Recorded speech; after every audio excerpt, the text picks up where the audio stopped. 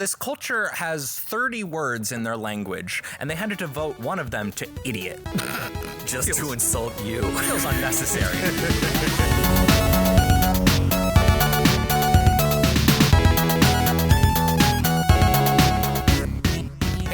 What is up, everybody? Welcome to the Audio Files, A place where we get together to hang out, talk about music, video games, and all the things we love about them. I'm your excited music business friend, Knox, joined today by one of the smartest music performers and analyzers, Mr. Malik Samor. Hey, how's it going? In today's episode, we're talking about Chants of Sennaar. This is a new game that came out last year with a novel language learning mechanic. It uses the light and exotic score to set the tone for a world that feels foreign and approachable at the same time. Let's do a bit of context for the game. Came out, I think it was back in September of last year, 2023, developed by a studio called Run Disc, published by Focus Entertainment, with music by composer Thomas Brunet. This is made by a two-man team with other teams helping out with programming, and the composer, of course. But this is a really small indie project from a studio in France. They came up with this concept at the beginning of COVID. Developers had this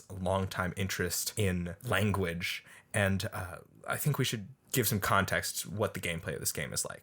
All the puzzles that you encounter, almost all of them, have to do around the central game mechanic, which is deciphering 4 different languages in the universe of the game. Progression through the game is gated not by defeating a certain boss, but actually by knowledge. The game kind of uses a third-person isometric adventure style to ship this idea. The camera moves around all over the place. It kind of gives you that old school Flash game feeling, right? Where you go from one room to the next, and then it's just totally different setting. Right, and this is like no disrespect at all to the game, but like I actually enjoy. It kind of felt like playing a game on the Nickelodeon website in 2003 on Nickelodeon.com. Remember those old games? But like in the best way. What kind of prevents it from feeling antiquated is that you go to the next room and it's instant. You know, that's right. If you kind of even had like one little circle of load screen, right, then I would have put it down. And it's a great way to develop a game. You know, it's relatively cheap and easy to develop and really keep the focus on the unique concept of this game, which is that language. The adventure palette that it's painted on is a really just basic engine to feed you the hook of the game, which is teaching you the language of these characters, teaching you the language of different cultures in the game. So you're using your context clues, like there's all these foreign glyphs in front of you, but there's one that's repeated at the top of every sentence, and the character's also waving. Oh, that character probably means hello. It's some kind of greeting, right? And all the puzzles, most of the puzzles, are based on the language itself. To succeed in the puzzle, you need to have picked up a certain amount of the language. So the language is not just something you need to do, but it's the main progression item of the game. And I think a really beautiful theme emerges, talks about how language is such a thing that binds us together as groups, but then how these different groups interact, how the language interacts. And as an extension of this, the music of each world kind of interacts. There are shared melodies from each little culture that you meet. Just a little story context in the game. There are 5 cultures total, and you have to learn their language in each of the 5 levels. In each level, you have distinct musical styles. That was a really beautiful thing. You have to have distinct musical styles because they're trying to demonstrate to you that the cultures, that they're not connected. They're loosely connected. Right. I mean, we're mostly focusing on audio, but the color scheme changes. The people behave differently. Right. Every culture definitely treats you differently. I mean, the bards tend to be a little snobby. The warriors will just kill you. This culture has 30 words in their language, and they had to devote one of them to idiot. Just to insult you. Feels unnecessary. Whereas the alchemists, right, of their 30 words, half of those are just numbers. Also, can we talk about sidebar, but talk about the numbering system and figuring out that puzzle? All of the glyphs are almost literal. Except for that bard section. I couldn't figure that out at all. I feel like that's why it was later in the game. You know? They're like, hey, we've given you enough clues. Back to music, back to sound. Each culture has a really distinct musical style. That's right. The music that you hear when you're hanging out with the devotees and the warriors and the bards and the alchemists, in each world, the music has a different feel. It has different instrumentation. It has different melodic qualities, and it creates a different emotional attachment with each one of those cultures, which I think is really powerful. The people have a different attitude in each culture, and the music shares their attitude.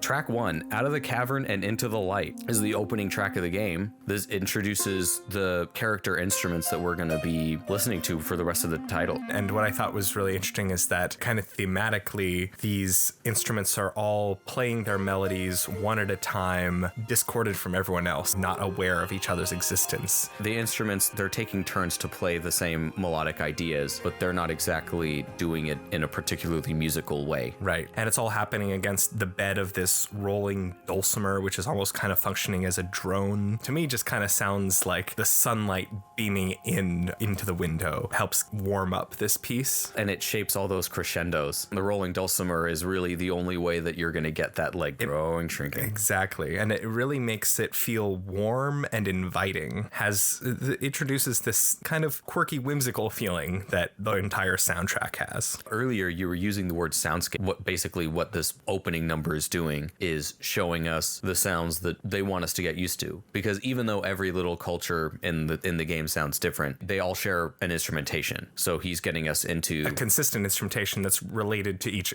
culture, you mean? Exactly. So those dulcimers keep coming back. The flute soloist keeps coming back. I like the term used, character instruments. We develop a relationship with the flautist, and we develop a relationship with the double reed instrument. Right. And over the course of the game, we kind of hear them do different things. The clarinet, that's a big one. And they all have their little moment with the Te La Sol. But they're all doing their own thing, kind of unaware of each other, almost like they're not talking to each other. They're not communicating yet. The bonds have been broken, and it's up to us, the player, to reunite them. Ooh. Track 2, Catch Me.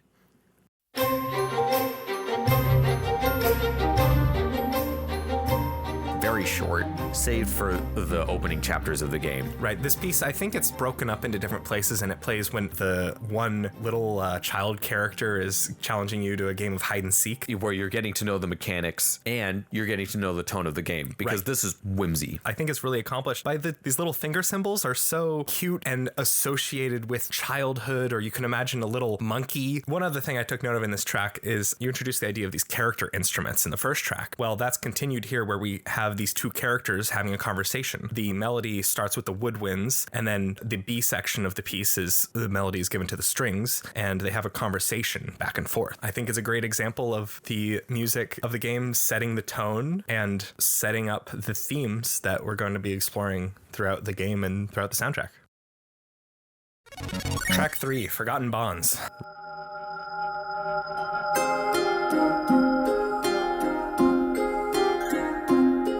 Repetition legitimizes. What I mean is, you could start this track at any point in the track and it would pretty much sound the same. You wouldn't be able to tell where you are. This is a puzzle solving track, right? That's right. So I think monotony, keeping the downbeat vague, that's all a really important part of this piece, right? This piece is really designed to be background and unnoticeable and not have a strong melody. It's almost functional music. Yeah, this is the one that has the Avatar melody. What is that in solfege? That would be Do Ti Sol Mi, if I'm not mistaken. Right. The same as the love theme from Avatar. That's the one. That's the one. But what I found interesting about this, so you have that repeated phrase of the chimes in the background, and that is kind of this ever-present, unchanging thing you have going on. And then there's other instruments that come in, and there are these long legato phrases, but they're not really quite melodies. They're just kind of, again, a soundscape, right? They're ideas, but I wouldn't even go as far as to say they're melodic ideas. They're just ideas. Right. Yeah. It's all about tone. They're not trying to entertain you. They're just making sure you're not bored while you solve the puzzle, while instilling what the game is supposed to feel like. It's almost like they're stimulating the left and the right brain at the same time. They're using the music to help you solve the puzzle. And when you're solving a puzzle, I think a repeated rhythmic idea can be helpful. It makes it perfect puzzle music for something that you're going to hear over and over.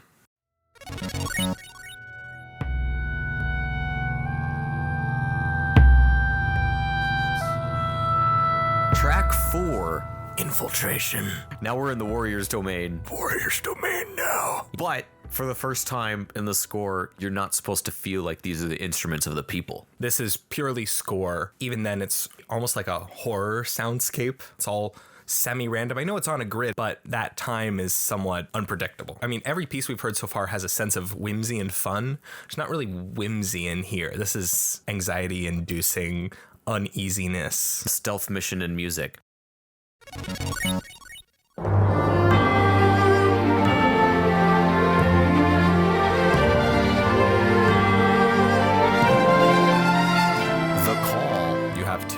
Solve the bell puzzle, the puzzle of the bell keeper. Oh, this is the one with that long rising melody. This is the first time in the soundtrack we have a really grand orchestral score through composed music for music's sake.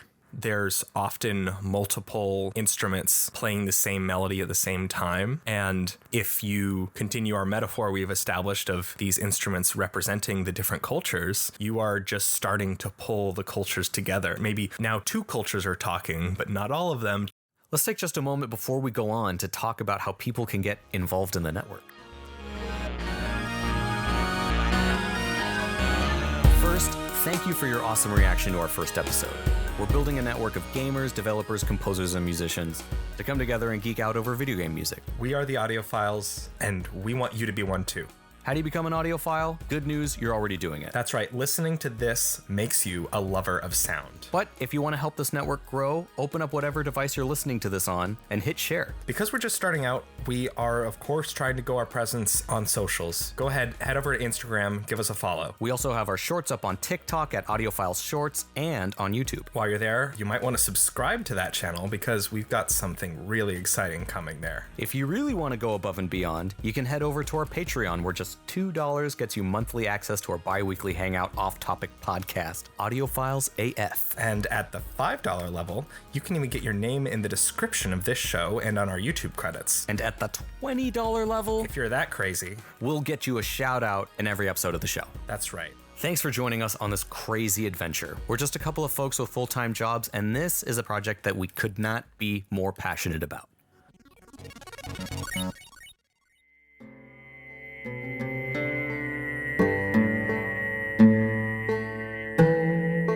Garden of Plenty, track 7. It's a long track, which makes sense because you are exploring that world for quite a while. And I think that this track really captures the exoticism of the instrument choices. You have this extended technique on the flute of the trilling, this buzzing sound, which is really unique. You've got that human voice come in, but in this really strange affected tone. And then you also have that whistling sound, almost like a throat singer. Really exotic instruments that you wouldn't normally hear. Every instrument you hear is either non-orchestral or played with an alternate technique. It was in this track that I first noticed there really aren't any drums in the game that aren't hand drums. There's a little rolling cymbal here and there, but for the most part, it's hand drums. I really picture a small group playing this. The whole thing is really intimate. I mean, how many villagers are there in the whole city? Exactly. Like 50? Up until this point, it's been a lot of solo instruments and small duet moments and stuff like that. Duet moments, maybe the melody is doubled here and there. But all of a sudden, we're starting to get cooperation between the whole ensemble. Ensemble, exactly. Yeah.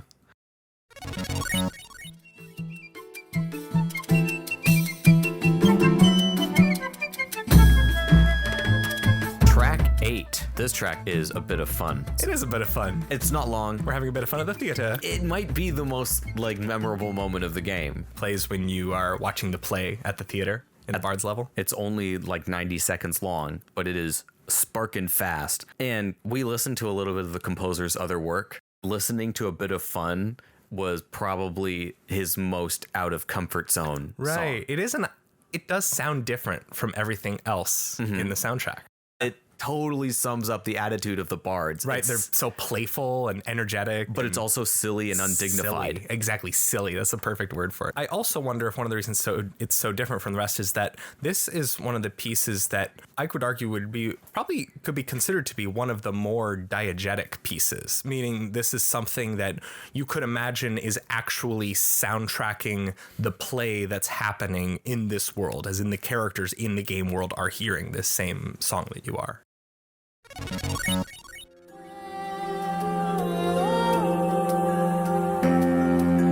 9, Temple of Knowledge. This is another puzzle music piece. This is playing when you're solving puzzles, and it echoes the same idea of the earlier puzzle piece we were talking about. It's got this mysterious droning string, no real downbeat. You could start anywhere in the track and never really know quite where you are in time, but it's still setting the emotional context. It's a different emotional context at this time. It's good puzzle music.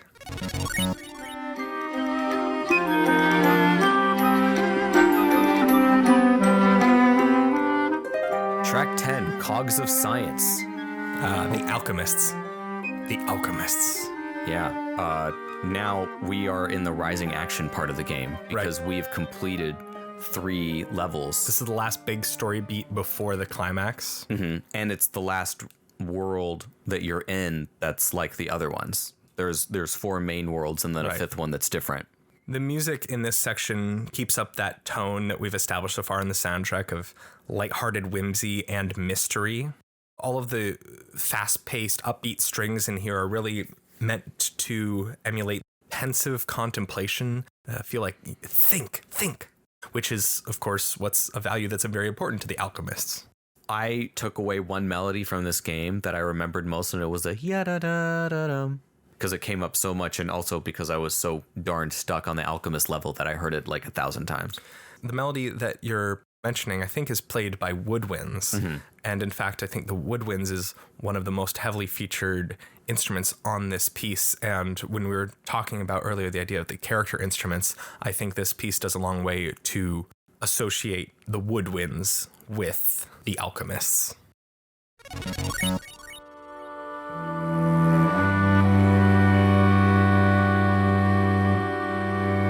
Track 11, Exil. This piece is so sad and mournful. It's really setting the emotional context for what's going on here. It's making you feel bad. This is the piece that plays when you are exploring the final level. I liked this one. I really liked the chords that he was building with the treble choir in the second half. I like how it's surprising to me how sad the tone of this is, because if you think about the context of the larger game, it's all about climbing the tower. You're about to complete your big objective, and you're getting to the last civilization here at the top of the tower. It's your moment of triumph, but these people are not happy. Whimsy is a big part of the score, but all of a sudden there's just... Whimsy is gone. It's all gone. And why I like so much of the treble choir is because of this rich and solemn structure happening. It's a revelatory moment as the player. It's something that you think is like, oh, I'm going to finally get to the bottom of this mystery and figure out what's going on. But these people are sad.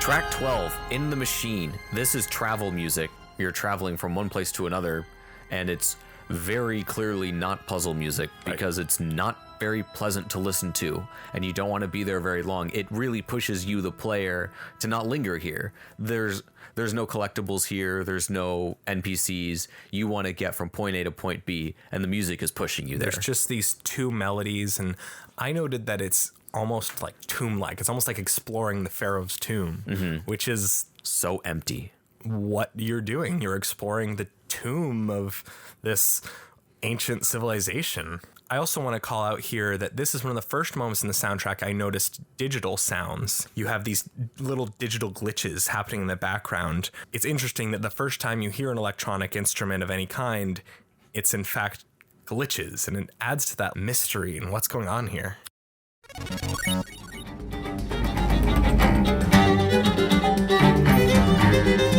Track 13, The Chase. Even in the most intense parts of this soundtrack, in the most intense parts of this piece, the percussion is hand percussion still.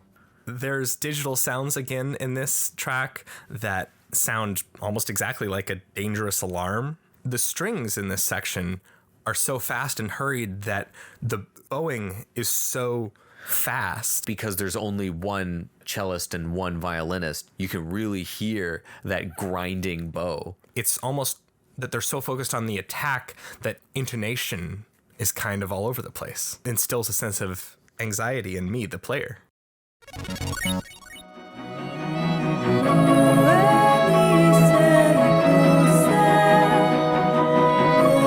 Track 15, Bonds Reforged. Here you have a piece that is again different from the rest of the soundtrack because it is a big orchestral swelling piece that has different instruments than the rest of the soundtrack that we've heard so far.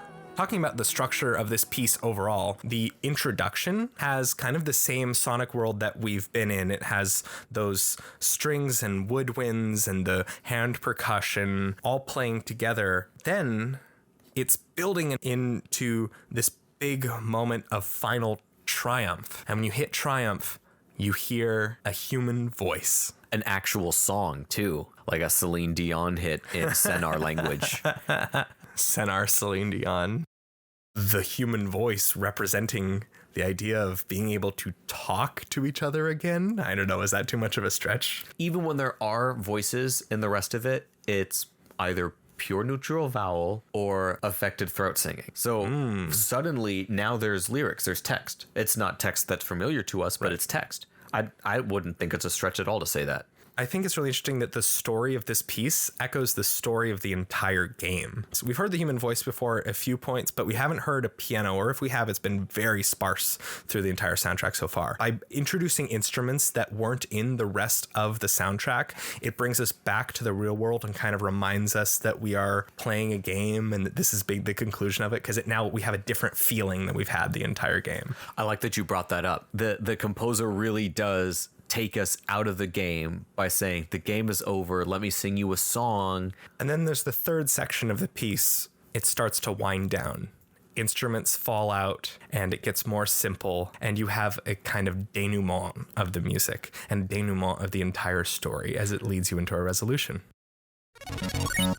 So Chants of Sennaar uses score to create this really charming tone that feels inviting, welcoming, but also foreign and exotic. What Chants of Sennaar does really, really well is making you feel not only like that you're there, but that you want to be there, that you want to stay there for a few hours and patiently figure out the puzzles. It keeps you excited to get to the next level, which is essential for a puzzle game.